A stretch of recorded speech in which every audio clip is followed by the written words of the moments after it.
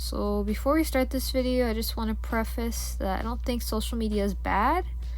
I think it's a great way to actually show off your work and meet new people, but just like anything else in life, it has its issues too. And I wanted to make this video as kind of like an example of like my experiences and my opinion as someone that's been on the internet a long time and been posting art for almost a decade. So yeah. So I've actually wanted to make this video for about a year now. I just didn't have a good way to deliver it. So now that I have a way to edit videos again and I have my SPEEDPAINT, I can do that now. So I guess what like really prompted this entire thing is I've been seeing a lot of posts lately where people are like, hey guys, I think I'm shadow banned, just because they didn't get enough likes or engagement on their stuff, which is a whole topic in itself we'll talk about later. Or you'll have people be like, hey guys, there's this new site that's great for artists and has so many good features, let's go there, and everyone will join, and then literally like a month later, like nobody uses it anymore. Like I've joined a couple sites like that. For example, there was Pillow Fort, Inkblot, which I think is like shutting down. I'm not entirely sure about that. I heard it was like bankrupt or whatever.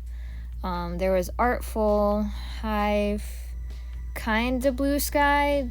My issue with Blue Sky, it doesn't have like a discovery page or like some type of basic algorithm. It still needs quite a bit of work, but if you use any of these, I'm sorry. It's just, listen, I only have so many resources and time in the day to do this kind of stuff. I don't really mind joining these types of sites because I tend to find new people that way that I've never would have known about. But also, like, listen, nobody can predict what the future is going to be. And who knows, like, maybe one of these sites might take off one day. But also, I just kind of want to know what people are up to. And also, I want to make sure I have my username if it does take off. You know what I mean? It just feels like people's obsession with the algorithm has been like more vocal lately. I mean, it's always existed, but it just feels like I see it more often. And like, of course, you know, there's nothing wrong with that. Of course everyone wants to be seen, right? Like, it's only human to want attention, but also like to connect with people and get feedback on your stuff. But it can be a dangerous game when you think numbers are everything. And believe me, I was like that at one point. It made my life miserable. I remember back in the day, I used to watch videos on like how to grow your audience, and they would all say the same shit, right? Like, oh, you need to post every day, you need to do fan art, you need to use these very specific hashtags and do these very specific things. And I would do all of those, trust me.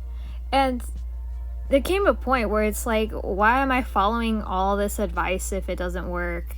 And there came a point where I started to think, you know, oh, it's all my fault. You know, nobody cares about me. My art sucks. It's just, it was nothing. I was nothing. And that mentality gave me really bad burnout. And I had really bad depression. It just ruined my mental health for a long time. So it wasn't until I had like a really good support system in my life that I was able to realize why this mindset was really damaging. And it really is all about perspective. Like, I realized I was trying to make things for others first and me second, when it should actually be the other way around. Another thing is, why was I tying my self-worth to a number on a screen that nobody has control over? Is always going to be a bad idea. And then third is, most of these people that I thought had made it, they didn't show up out of nowhere one day. Like, they've always been there. They've been online, been posting online for a very long time, and they're just the ones that didn't quit, you know. And I had to be the same way. I just, you know, it's gonna be a journey. It's not gonna be something that happens overnight, you know. And, you know, success is just gonna be one of those things that looks different for everyone, you know. So what is like your end goal when it comes to social media? Because think of it like this. Like, do you want more people to see your work because you want to get more commissions? Are you trying to advertise like a merch shop that you have? Are you trying to get some type of art job, or are you trying to advertise like a webcomic, your OCs? Try to create work that fits that, but also try to have fun with it too. And please don't make your goals numbers, because you don't have control over that. I try to make my goals something that is actually like achievable. Like, I think I mentioned in an earlier video of mine that I've been trying to make art for like a webcomic that I'm working on. And I think I said that I didn't want to post about it too much because I was worried about posting like potential spoilers. I'm kind of gonna backtrack on that now, because the way the internet is now, it's really hard to market your OCs, and especially like for a webcomic that's not even out yet, I feel like you have to like advertise your story before it's like even done, just to get people interested. So when I'm not working on like webcomic art, I'm also trying to do like speed paint. So I'm trying to get better at like remembering to record stuff when I work on it. Also, like, to help improve on my art while I'm still writing my webcomic story. You know, it's a whole thing, but I try to make it fun while I do it, and it feels like hitting, you know, two birds with one stone kind of thing. But back to our earlier topic. So speaking from personal experience as someone who's kind of had like various levels of success across my socials, like, nothing magical happens when you hit the big number. It just means it might be easier for your stuff to get seen. Also, like, just because someone has a big following doesn't mean they have like an active audience. Their engagement might be really bad. That's just how it is. And honestly, 99% of the time it feels like stuff getting popular is luck. Like, for example, like, I drew a Barbie picture like ages ago, and I thought it was gonna do well on one site, and then for some reason it blew up on Twitter, like, for no reason. And then that same picture I made as a speed paint on TikTok, and then it randomly blew up like 2 months after I posted it. Like, the internet's weird, and if you have no expectations, you'll always be amazed. Like, that's just how I see it. Which is why I always tell people to cross-post their stuff.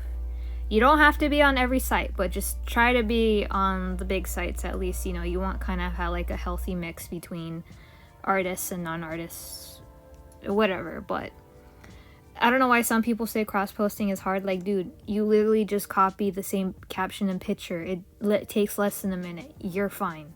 And if you're worried about not being there physically to post it, most sites let you schedule stuff where you can save it in drafts and just hit post, whatever. But the more places you're on, the easier it is for new people to find you.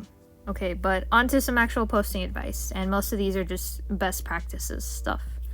So one thing is, you want to try to post at a good time, and posting at a good time depends on where you live. Like, for example, if you live in the States, try not to post at midnight. You know, you want to kind of post in the morning, lunchtime, when most people are checking their phones. This one's kind of like a pet peeve, but I hate it when I go to an artist page and they don't have like a link tree or card or like a pinned post of where I can find them outside of the site that I'm on. Like, guys, it's 2024. Like, I should not be hunting down where else you post, because it's kind of sad. Like, it only takes a few seconds to make one. Please, I want to find where you post. This one kind of depends what site you're on, but if you have an art blog, try to limit it to only art and try not to spam. You know, make a side account or side blog if you have to. Try to keep it, you know, clean and stuff, or like limit how much spam you have. That's just a personal thing. You know, it's your account, you can do whatever, but that's just some stuff. But why do I post? I post because I like the idea of making my own little corner in the internet and meeting new people that like things that I like. And I feel like in the past few years I've met so many new people and seen so many great things, and it's just kind of great that because I kind of created my little corner, I can meet people like that. So unfortunately I ran out of time on this video, but if you guys enjoyed, I tried my best to fit it all in less than 10 minutes. But if you guys, I don't know, if you want more stuff like this, let me know in the comments. And yeah, I will see you guys in the next video. Bye.